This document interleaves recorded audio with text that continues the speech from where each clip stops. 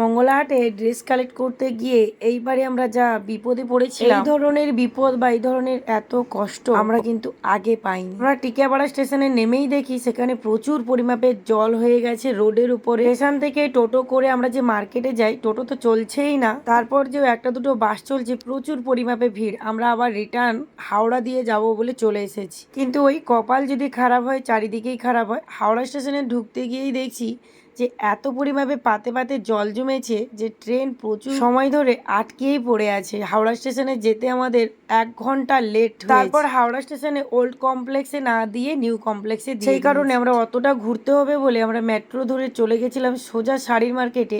মানে মেট্রোটা সোজা চলে গেছে হাওড়া ময়দান। যে মার্কেটটা প্রথমে তোমাদের সাথে শেয়ার করি, হাওড়া ময়দানে ফাঁসিতলা মোড়, সেখানে কিন্তু প্রচুর পরিমাপে জল, বা সেখানে দোকানদানি করতে পারছেন না দোকানদাররা। চারিদিকটা এতটাই পরিমাপে ডুবে গেছে, আমাদের ভয় করছিল যে আমরা বাড়ি ফিরতে পারবো কিনা। হাটের ভেতরে এইরকম লেখা জল, যেখানে টুলু দিয়ে জল বের করে না।